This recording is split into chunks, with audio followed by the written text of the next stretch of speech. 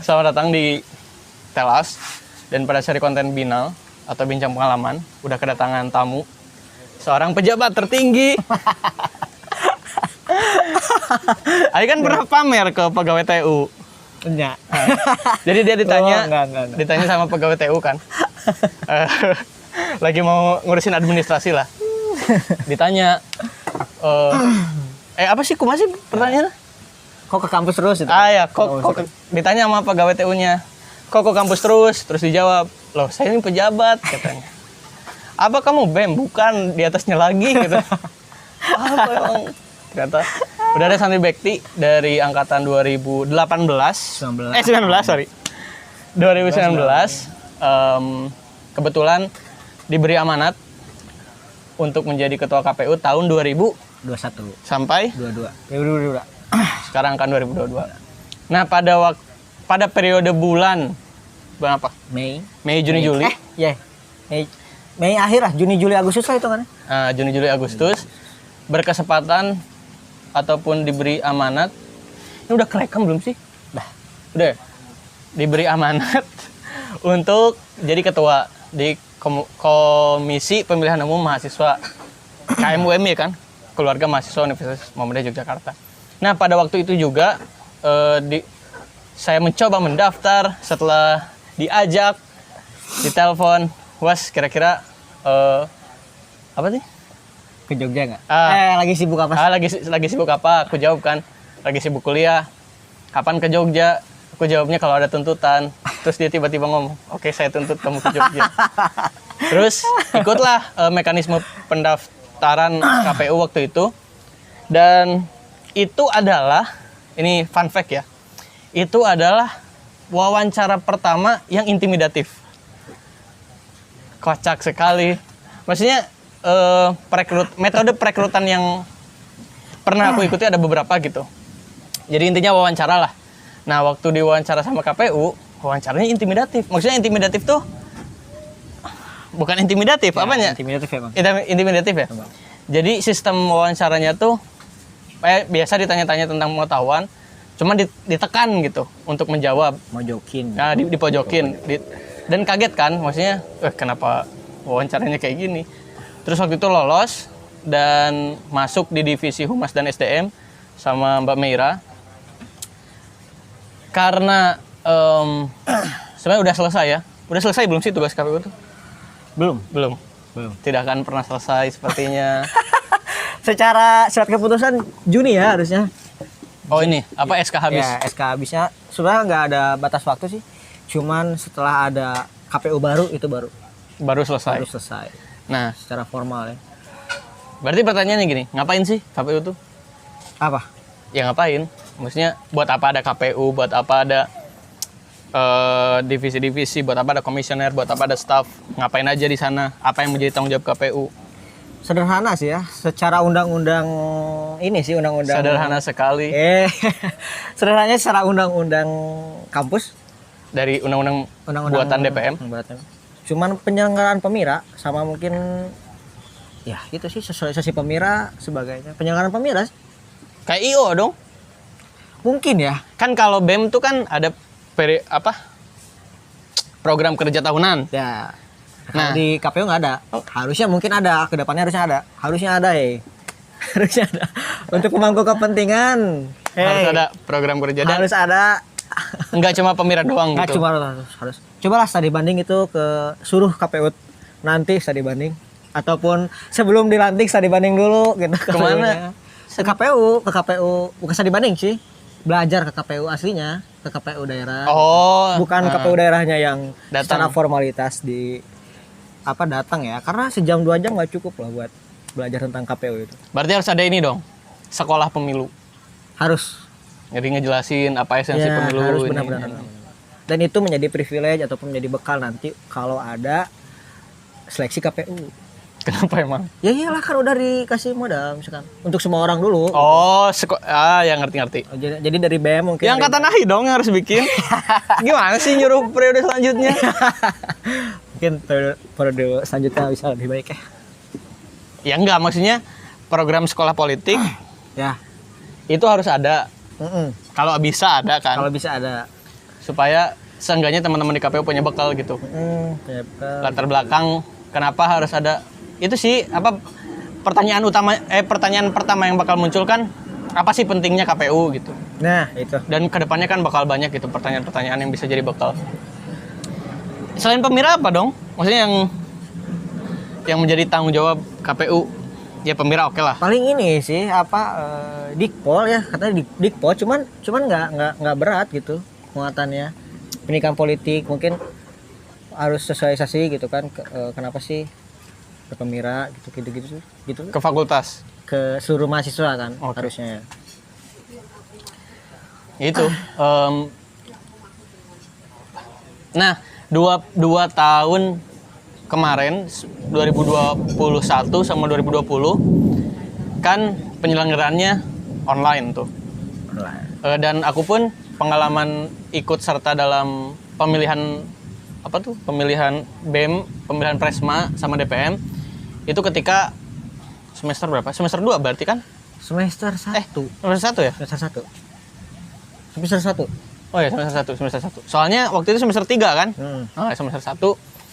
Dan kurang update gitu karena kan 1 tahun periode awal di kampus masih online, jadi nggak tahu ngapain aja sih sebenarnya mahasiswa itu, dan salah satu aktivitasnya kan ada pemira gitu.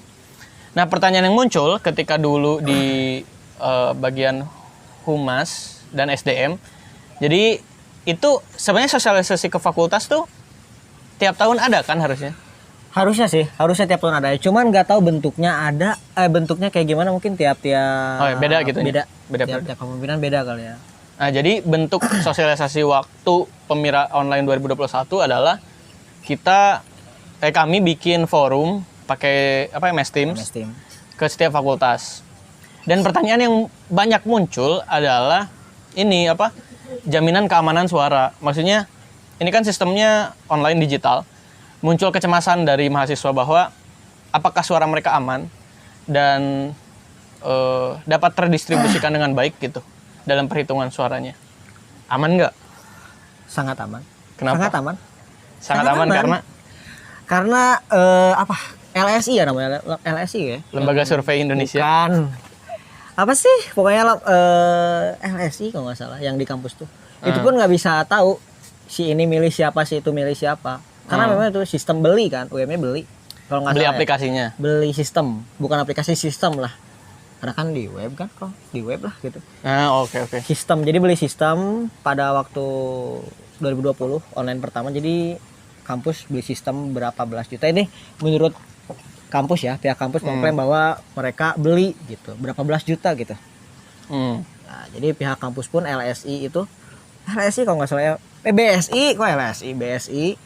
Berubah namanya gak sih BSI jadi LSI? Nggak tahu lah, kurang tahu.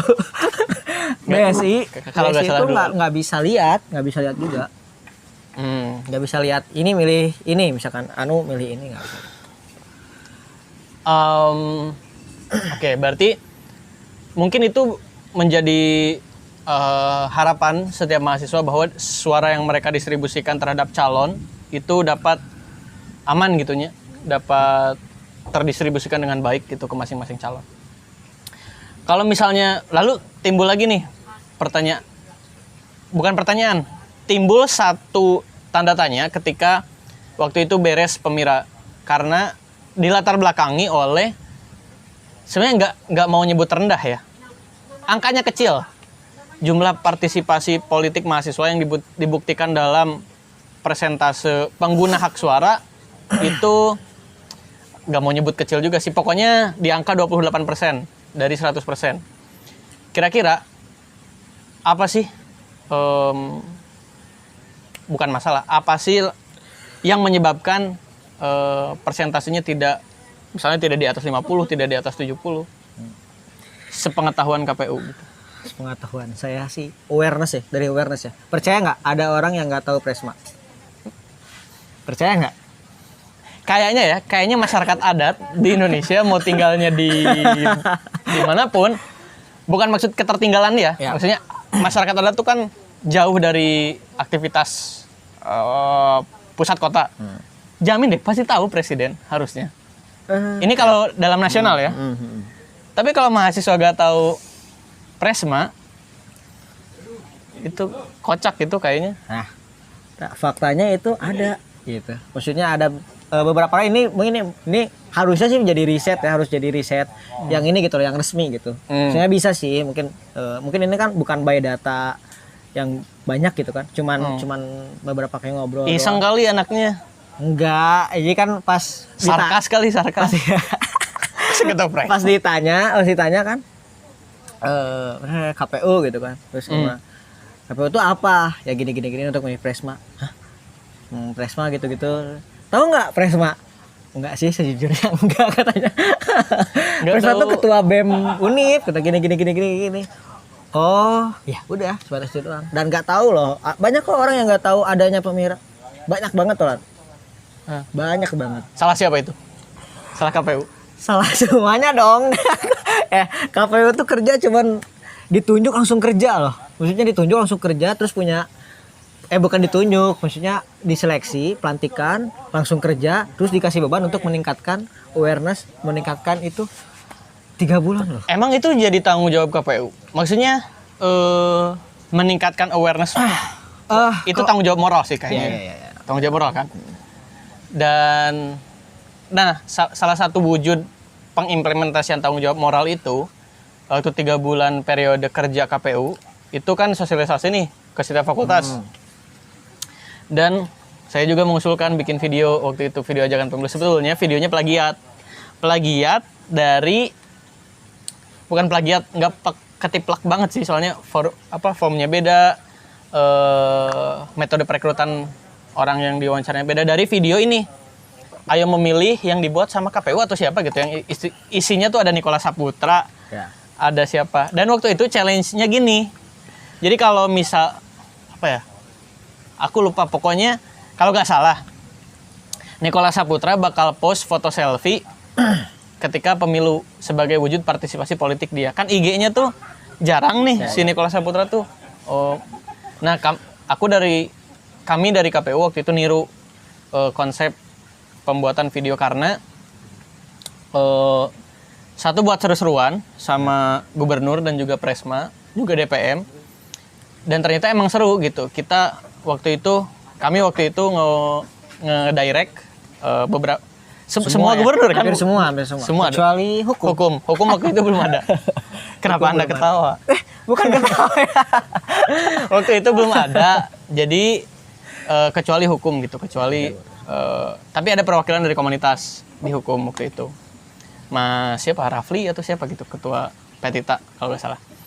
Nah, dari masing-masing gubernur itu antusias, kelihatan bahwa adanya pembuatan video ini mereka juga jadi hal baru lah ya. Jadi hal baru dan menarik gitu. Ya.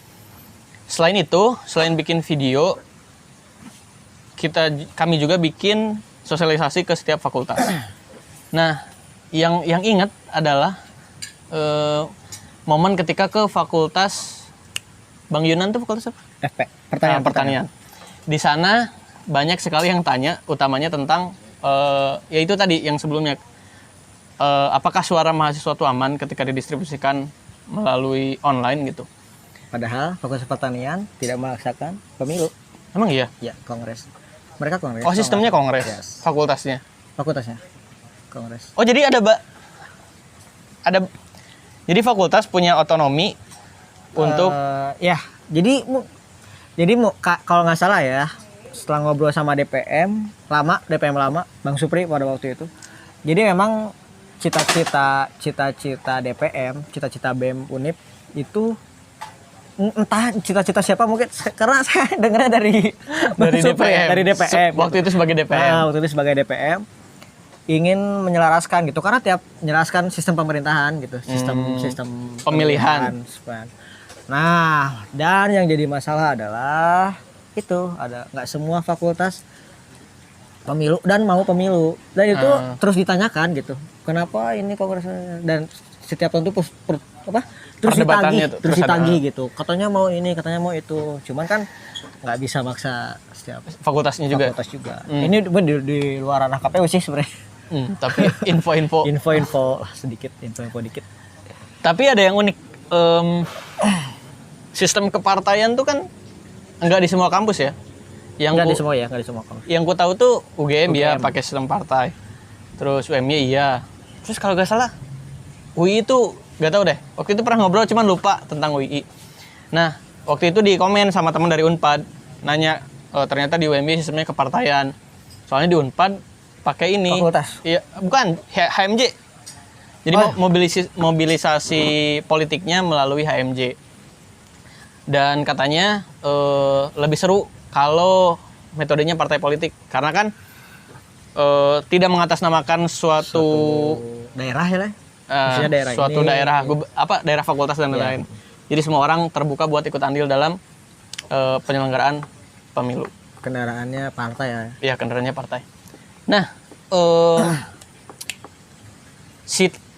tadi udah dibahas belum sih tren kecilnya angka? Belum. Oh, udah. Pokoknya gini. Awareness. Oh ya, awarenessnya kurang. Nah, apakah awareness politik itu diharuskan dimiliki oleh setiap mahasiswa? Apa enggak juga gak apa-apa? Harus lah. Harus nih. Harus. Semuanya harus. Walaupun mau milih nggak milih, awareness tetap harus ada. Gitu. Oke. Oh ya. Nah, itu penting tuh. Jadi apa milih gak milih? Milih nggak milih, awareness harus ada, tetap ada. Kalau intinya berarti kalau mau milih dan tidak memilih itu ada alasan. Nah, ya. Dan bukan karena tidak tahu. Tapi mungkin tidak cocok. Nah, bisa jadi. Pokoknya ada alasan. Ada alasan lain ada lah. latar belakang selain tidak tahu ya. Terus ada lagi yang tanya waktu itu dari teman-teman di pertanian. Sebenarnya agak kocak sih waktu itu nanyanya. Boleh golput nggak? Karena saya sudah tidak menjadi staff hari ini. Sebenarnya waktu itu mau jawab boleh. Cuman itu tuh udah detik-detik terakhir tuh. Boleh golput nggak? Ya. Anjir. Gimana jawabnya? Maksudnya KPU kan memiliki kewajiban nih untuk Itu kan lagi meningkatkan. sosialisasi ayo memilih. Nah, kalau misalnya ditanya golput boleh, jawabannya boleh, ya ayo tidak memilih dong. Jadi jargonnya berubah. Nah, itu menarik. Dan waktu itu jawabnya gini. Apa ya dulu jawabnya? Pokoknya bukan jangan memilih deh. Pokoknya ditanya kenapa bolehkah golput? Aku jawabnya lebih baik memilih gitu. Karena Aman lah ya. ya. Iya, jawabannya gitu, Pak. Aman kan? Lebih baik memilih kan? Iya, benar. Tidak melarang golput. Betul. Dan tidak memaksa untuk memilih. Ya. Itu tuh pokoknya ada quotes dari mana gitu loh, Pak. Sekecil-kecilnya partisipasi politik adalah distribusi suara ketika pemilu. Ya. Itu. Lupa Pak Kalasim. Dan ada satu quote yang dibikin sama anak pertanian juga kalau nggak salah. Pokoknya tentang intinya gini, ada satu frasa dari salah satu tokoh. Ketidaktahuan pemilih dalam pemilu adalah iya. adalah kerusakan atau apa gitu. Itu dari BC-an ini ya? Ya, BC-an dari Fakultas Pertanian. Keren pertanian sih. Ya, terima kasih teman-teman pertanian. Terima kasih sekali. Nah, dari sana dari kalimat itu jadi meningkatkan semangat waktu sosialisasi gitu. Jadi waktu itu sistemnya aku karena di Humas dan SDM ngejelasin dulu apa itu BEM, apa itu DPM, dan apa itu Pemira. Nah, saya tidak sok tahu waktu itu, soalnya langsung nelpon Bang Yunan sama Bang Supri. Riset lah ya. Sebenarnya iya riset. Cuman lebih ke berusaha mencari jawaban yang otoritatif. Jadi datang dari orang yang berhak Berwenang gitu. dan punya legitimasi buat menjawab itu. Dan pertanyaannya sarkas sebetulnya. So, aku Mohon maaf Bang Yunan. Bang Yunan sama Bang Supri malu. Mohon maaf. Karena pertanyaannya tuh ya aku ingat ya. Buat apa ada BEM? Terus kalau misalnya BEM nggak ada, Yap, betul. Apa sih? Kalau misalkan BEM nggak ada, mahasiswa bakal ada masalah apa gitu. Terus apa lagi? Pokoknya sarkas deh. boleh nggak kalau BEM dan DPM itu nggak diadain gitu? Gitu, Ya. gitu. Pertanyaan-pertanyaannya kayak gitu. Jadi waktu itu nelfon ke Bang Yunan sama Bang Supri tentang, dan jawabannya bagus. Aku ingat jawaban dari Bang Yunan ketika ditanya, Bang kalau misalnya BEM dan DPM dihapuskan, emang ngaruh ke mahasiswa? Terus dia jawabnya, kalau nggak salah ya terserah katanya.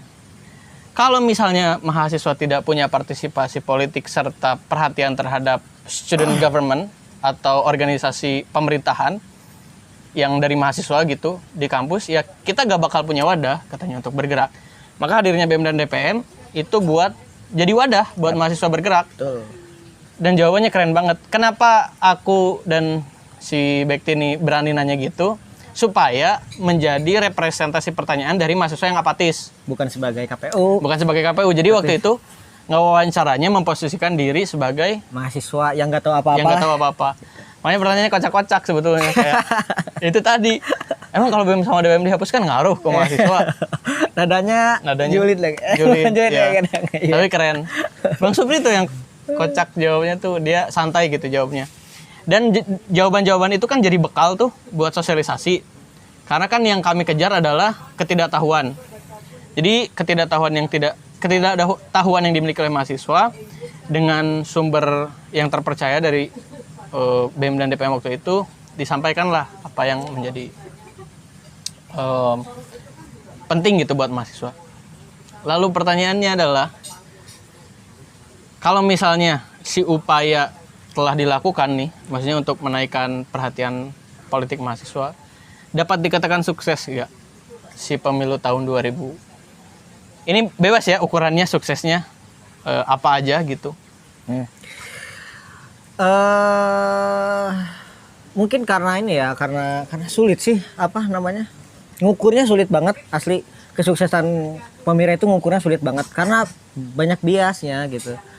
Sekarang kalau misalkan presentase pemilih, ya kan siapa tahu misalkan ada apa gitu di belakangnya, ataupun persentase apa gitu, ataupun yang ikut sosialisasi kan nggak banyak juga kan, nggak sampai 3.000 4.000 ya kan. Nah makanya kemarin tujuannya awareness dulu pas KPU kemarin, KPU 2021, tujuannya adalah meningkatkan awareness terlebih dahulu, karena nggak bisa semua masalah itu langsung diselesaikan dalam satu periode itu perlu beberapa tahun gitu kan. Nah makanya kemarin dari mana ngitung awareness tersebut? Nah, saya pribadi sih mengklaim dari penonton debat. Oh, oke. Jadi penonton debat. Live streaming kan itu? Live streaming, karena seharusnya nggak ada alasan sih buat nggak nonton debat. Karena di setiap sosialisasi ke fakultas itu Dikasih tahu ya? tidak banyak menekankan untuk ayo memilih sebenarnya, cuman ayo nonton debat gitu. Jadi si pemilih ini, jadi KPU itu tidak memaksa untuk memilih, cuman menuntut si mahasiswa untuk ikut debat agar jika mau milih bisa dipertimbangkan dengan baik, dengan pertimbangan yang baik gitu. Melalui debat. Melalui nonton debat itu, nggak jauh-jauh lah dari nonton debat aja dulu gitu. Kayak gitu. Nah dan kebetulan alhamdulillahnya kemarin meningkat cukup jauh. Dari apa meningkatnya? Maksudnya jumlah viewers. Jumlah views berapa ratus gitu kalau nggak salah ya. Saya nggak punya datanya sih. Cuman kata-kata aja. Katanya nggak ratusan doang. Kapan yang tahun kemarin? Tahun 2020. Oh, tahun 2020. Nah, kemarin 2021 kan naik 2.000, 3.000 kalau nggak salah viewsnya. Nah, dan itulah mungkin yang bisa dikatakan sukses. Ukuran sukses saya sih, Pemira. Karena tujuannya bukan angka pemilih, tapi angka pemerhati. Pemerhati itu. Yang nantinya si bekal angka pemerhati ini bisa meningkatkan partisipasi dalam pemilu. Mungkin itu. Sayang sih debatnya ini ya, maksudnya live streaming. Tapi nggak sayang juga sih. Enggak, justru menurut saya tuh konsep debat kemarin adalah konsep yang terbaik yang perlu dipakai untuk seterusnya. Karena kalaupun offline itu harus ada live streamingnya. Tetap disaksikan. Tetap bisa. Namun mungkin untuk tahun depan, tahun sekarang, atau untuk tahun selanjutnya mungkin bisa diperbolehkan untuk setiap calon itu membawa dukungannya. Sama aja kayak debat nasional. Nggak semua rakyat ikut ke gedung kan? Ya nggak sih? Ya kan? Nah, mungkin bisa dibatasi untuk tahun sekarang, tahun depan bisa mungkin bawa 30 orang, itu gimana? Regulasi kalian. Lobby kalian dengan kampus, regulasi kampus. Gitu. Dan itu harus diperhatikan sih konsep seperti itu. Ada live streaming YouTube gitu. Dan kalau misalnya kan pandemi itu masih belum pasti ya. Hmm? Siapa tahu kedepannya ada varian baru, terus lebih mematikan. Kira-kira sistem pemira online itu sustain nggak? Maksudnya menjadi salah satu opsi yang sebanding nggak dengan pemira offline? Apa tetap hanya sebatas sebagai alternatif? Tetap alternatif sih. Karena di undang-undang sih ya ketahan di undang-undang. Karena di undang-undang tetap harus offline selama itu Bisa. Karena di undang-undang misalkan dijadikan online gara-gara kalau nggak salah ya bencana alam. Terus barulah 2021 ditambahin gara-gara pandemi gitu alasannya online. Kayak gitu. Kalau misalnya diberi, misalnya Ahi nih ada di Sporto depan nih pidato, terus isinya semuanya mahasiswa. Ahi sebagai ketua KPU, apa yang mau disampaikan?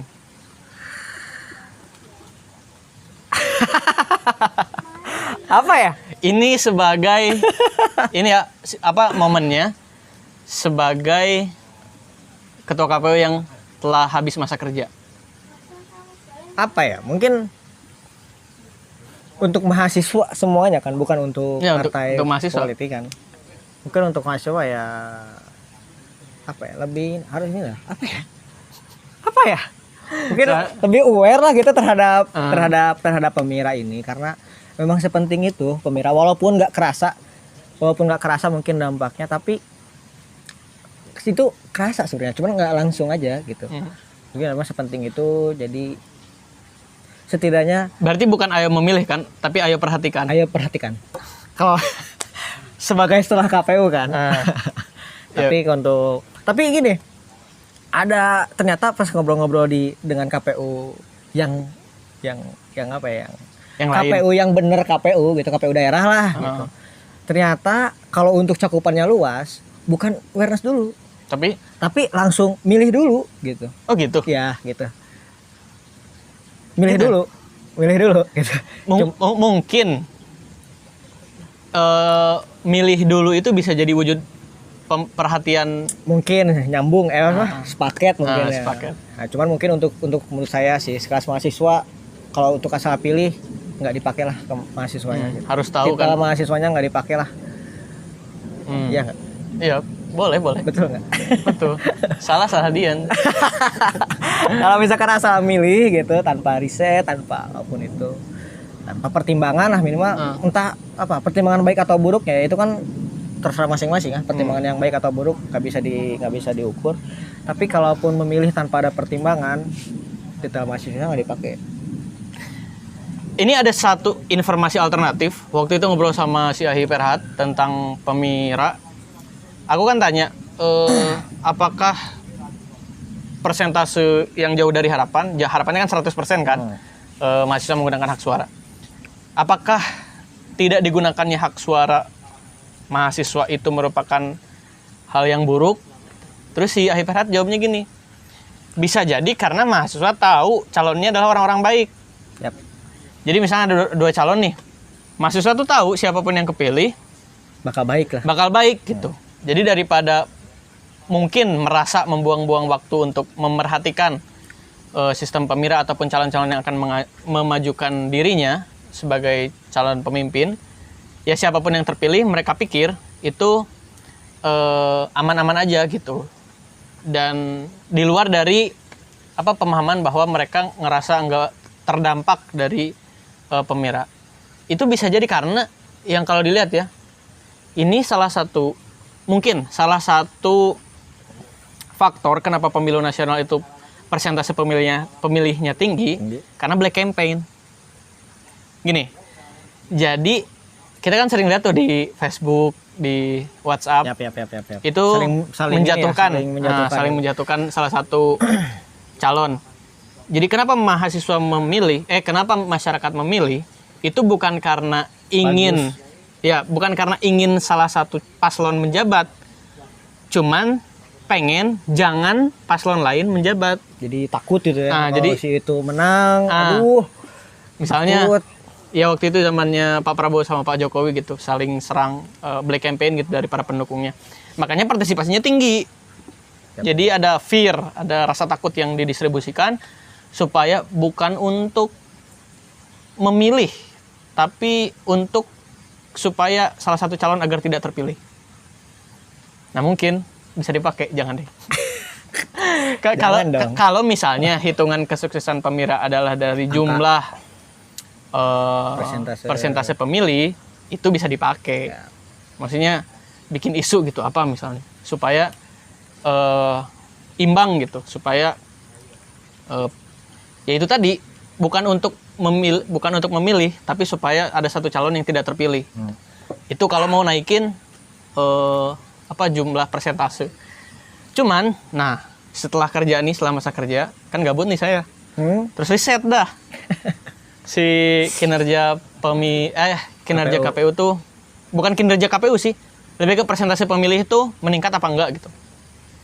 Dalam kurun waktu 3 tahun terakhir ternyata meningkat secara persentase, bukan secara jumlah. Persentase itu dihitung dari mana? Dari jumlah pemilih dan jumlah DPT. Jadi pemilu tahun 2020 itu DPT-nya banyak. 23.000 ya nggak salah. 23 ribuan. Terus pemilihnya dikit. Jadi persentase pemilihnya kecil, lebih kecil daripada tahun 2021. Nah di 2021 karena jumlah DPT-nya lebih sedikit dan sebenarnya suara ininya juga sedikit, cuman secara persentase lebih tinggi.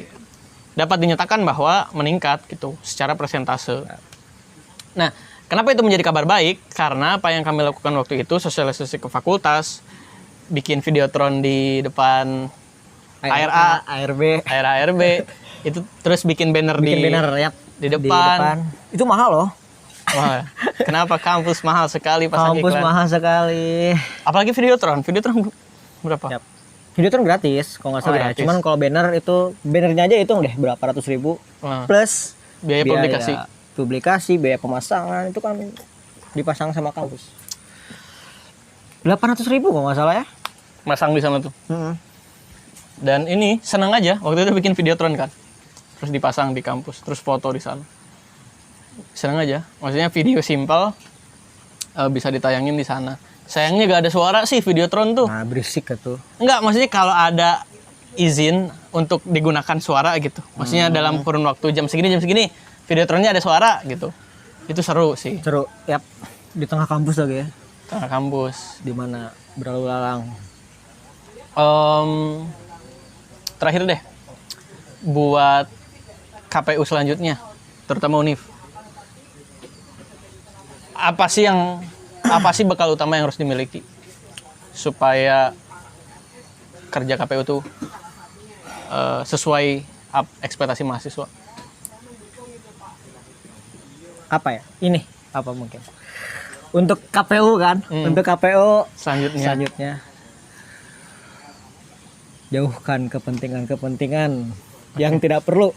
Nah, mungkin itu sih. Itu kepentingan sih yang paling apa ya? Dikesampingkan. Itu harus banget dikesampingkan ya, kepentingan suatu golongan. Gini, kepentingan itu pasti ada.